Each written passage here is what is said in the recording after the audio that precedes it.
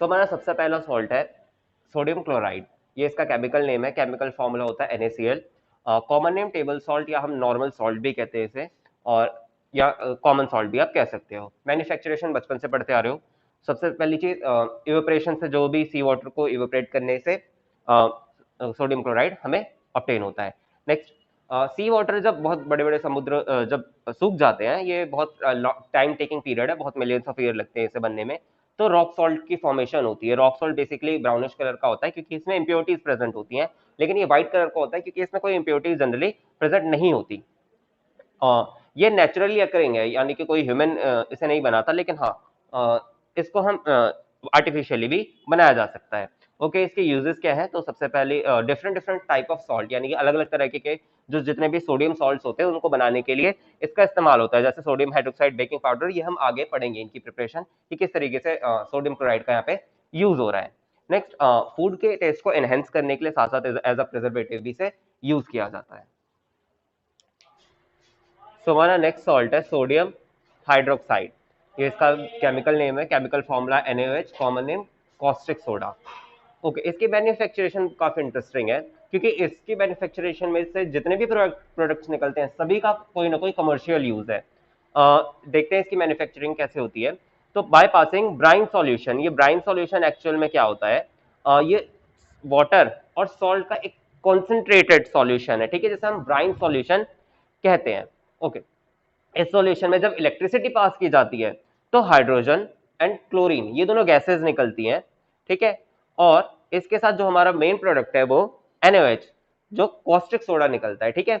और ये कहाँ पे प्रेजेंट होता है? नियर कैथोड, ठीक है, नियर कैथोड ये निकलता है। तो एमसीक्यूज वगैरह में पूछा जा सकता है कि NaOH किसके नियर निकलता है, कैथोड, एनोड या कहाँ पर, ठीक है। So basically near cathode. Okay, cathode पे एक और गैस रिलीज होती है जो है हाइड्रोजन, और एनोड पे जो गैस रिलीज होती है क्लोरीन। तो ये एमसीक्यू या 1 मार्क क्वेश्चंस में पूछे जा सकते हैं कि जब भी मैन्युफैक्चरिंग होती है सॉल्यूशन की, जब भी हम ब्राइन सॉल्यूशन में इलेक्ट्रिसिटी पास करते हैं तो हाइड्रोजन किस इलेक्ट्रोड पे रिलीज होती है? तो बेसिकली कैथोड पे, वहां पे आपको आंसर लिखना होगा। अच्छा, इस पूरी प्रोसेस को एक और नाम से हम जानते हैं, यानी कि मैन्युफैक्चरिंग ऑफ कॉस्टिक सोडा को हम एक और नाम से जानते हैं, इसे हम बोलते हैं क्लोर अल्कली प्रोसेस, ठीक है।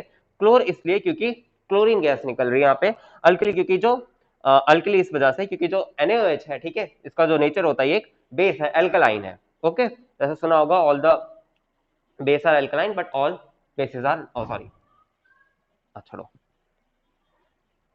ओके, इसके uses for making soap and artificial fibres, ठीक है, जो रेयन वगैरह है, जो आर्टिफिशियल फाइबर है, उसका इस्तेमाल किया जाता है, NaOH का इस्तेमाल किया जाता है उसे बनाने में। ओके, यूज ऑफ डीग्रीजिंग मेटल, यानी कि यूज फॉर डीग्रीजिंग मेटल, यानी कि मेटल को डीग्रीज करने के लिए, उसके ऊपर जितनी भी ऑयलिंग वगैरह होती है उसको हटाने के लिए इसका इस्तेमाल किया जाता है, सोडियम हाइड्रोक्साइड का, ठीक है, NaOH। हमारा थर्ड सॉल्ट है कैल्शियम ऑक्सीक्लोराइड, ये इसका केमिकल नेम है, केमिकल फॉर्मूला CaOCl2, जिसका कॉमन नेम नॉर्मली इसे बोला जाता है ब्लीचिंग पाउडर, ठीक है। नॉर्मली ये देखा होगा ब्लीच वगैरह में यूज होता है। मैन्युफैक्चरिंग और इसकी प्रिपरेशन जो रिएक्शन है वो इस तरीके से है कि जब हम ड्राई स्लेक लाइम में, यानी कि कैल्शियम हाइड्रोक्साइड, ये बिल्कुल इसकी ड्राई फॉर्म है, ठीक है, इसमें से जब क्लोरीन गैस को पास करते हैं या फिर जब क्लोरीन गैस का एक्शन होता है ड्राई स्लेक लाइन पे, तो हमें मिलता है कैल्शियम ऑक्सीक्लोराइड, ठीक है। यही है हमारा ब्लीचिंग पाउडर के साथ वाटर भी निकलता है। इसके यूजेस हैं, बहुत सिंपल है, as a oxidising agent use होता है टेक्सटाइल इंडस्ट्रीज में, यानी कपड़े वगैरह जहां बनते हैं या कॉटन इंडस्ट्री होती है वहां पे इसको एज अ ब्लीचिंग एजेंट की तरह यूज किया जाता है। ओके, साथ साथ वुड पल्प को भी ब्लीच करने के लिए इसका यूज होता है। वाटर को डिसइंफेक्टिंग बनाने के लिए भी कैल्शियम ऑक्सीक्लोराइड का यूज करते हैं। तो हमारा नेक्स्ट इंपॉर्टेंट सॉल्ट है सोडियम हाइड्रोजन कार्बोनेट, या इसे आप कह सकते हैं सोडियम बाइकार्बोनेट। ये मोस्ट इंपॉर्टेंट सॉल्ट है, इसमें से केवल इसकी मैन्युफैक्चरिंग को लेकर ही क्वेश्चन नहीं पूछे जाते, कई अलग अलग तरीके से घुमा फिरा के भी क्वेश्चन पूछे जाते हैं। तो इसका केमिकल फॉर्मूला है NaCO3, common name baking soda. Okay, manufacturing and reaction के बारे में देखते हैं। तो ये मैन्युफैक्चरिंग इसकी बहुत थोड़ी सी कॉम्प्लेक्स प्रोसेस है। By passing carbon dioxide from the solution of Bryan and ammonia. तो अमोनिया और ब्राइन सॉल्यूशन में से जब कार्बन डाइऑक्साइड गैस को पास किया जाता है तो बेसिकली हमें सोडियम हाइड्रोजन कार्बोनेट मिलता है। इसकी रिएक्शन है NaCl और H2, ये आपका बेसिकली ब्राइन सॉल्यूशन हो गया। फिर इसमें अमोनिया यानी NH NH3 एंड फिर इसमें CO2। देखो यहाँ पे कंफ्यूजन होती है अमोनिया और अमोनियम में।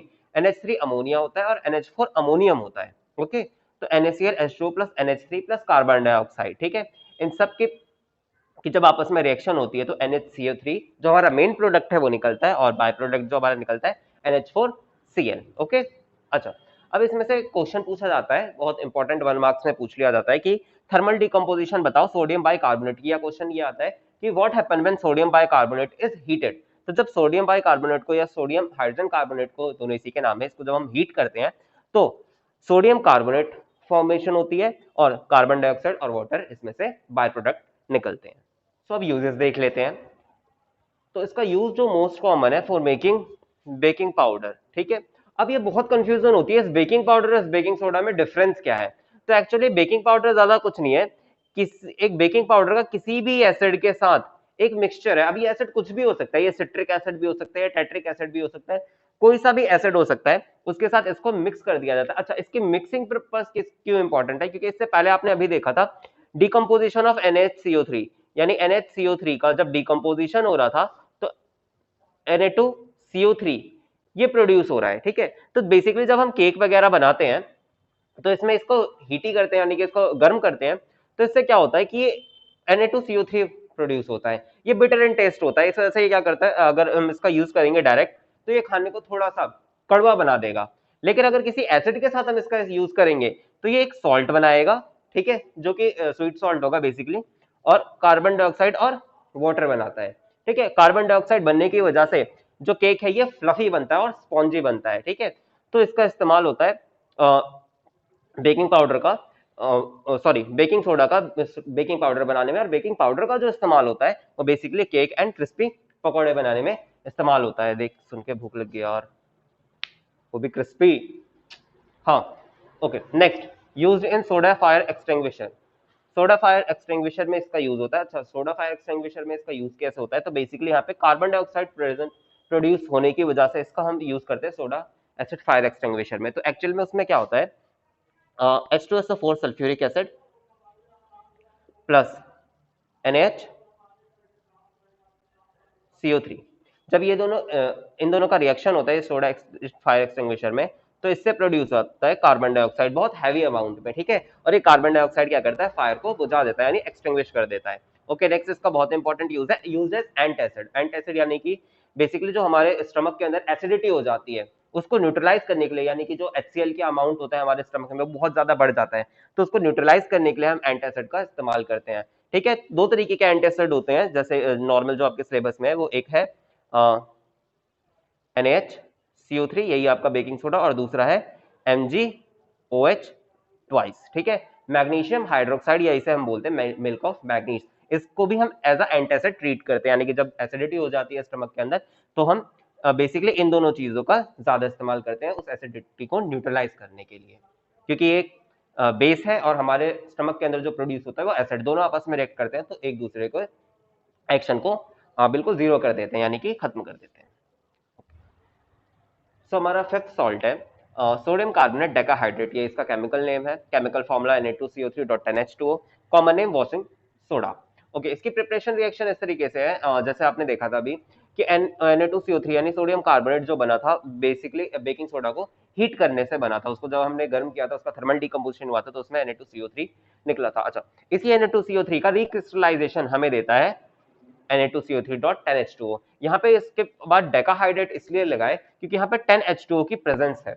इसी 10H2O को हम एक और नाम से जानते हैं water of crystalline. Water of crystalline होता है कि number of water molecules attach to a one formula unit mass, यानी कि केवल एक फॉर्मूला यूनिट के साथ कितने वाटर मॉलिक्यूल अटैच्ड है, इसे हम कहते हैं वाटर ऑफ क्रिस्टलाइन। तो अगर पूछा जाए कि Na2CO3 का वाटर ऑफ क्रिस्टलाइन क्या है तो ये इसका होगा आंसर 10H2O।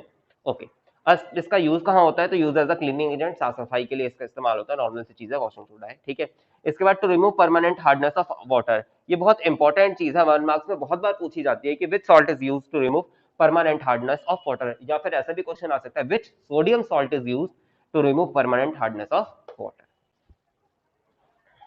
सो हमारा आखिरी सॉल्ट है कैल्शियम सल्फेट हेमीहाइड्रेट, यानी कि POP, नॉर्मल से सॉल्ट है ये, कैल्शियम सॉल्ट है जो कि जिसमें half water of molecule as a water of crystalline present होते हैं। तो इसका फॉर्मूला हो जाता है CaSO4.12H2O। इस हाफ H2O होने की वजह से इसका नाम जो पड़ा है हेमीहाइड्रेट, हेमी यानी हाफ, या आप इसे बोल सकते हो सेमी हाइड्रेट भी।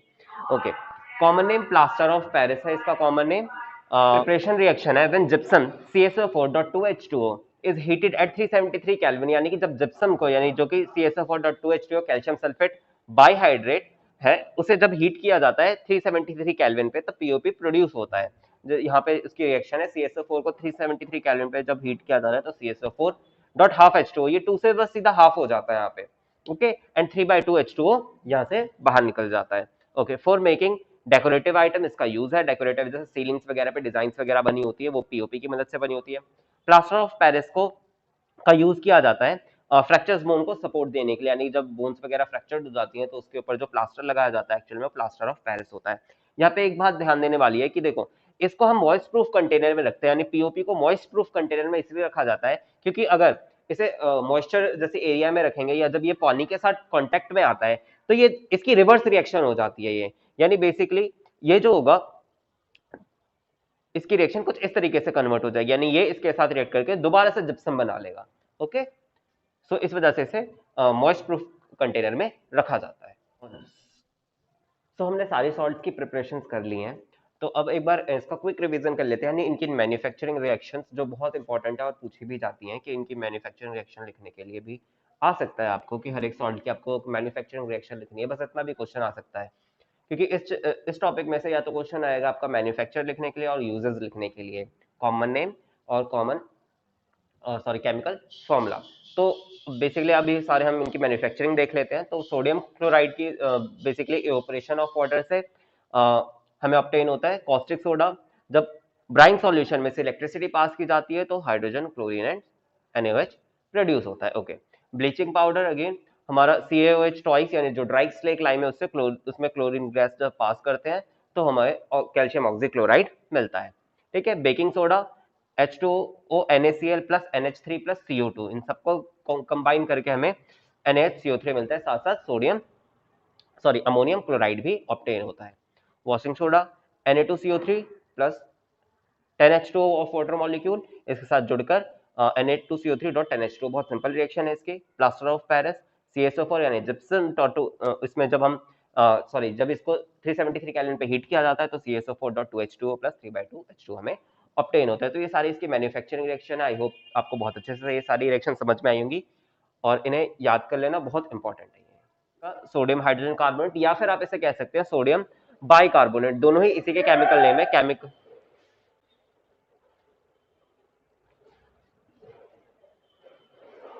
सारी रिकॉर्डिंग खराब कर दी। ओके, अब हम पढ़ेंगे यूजेस फॉर मेकिंग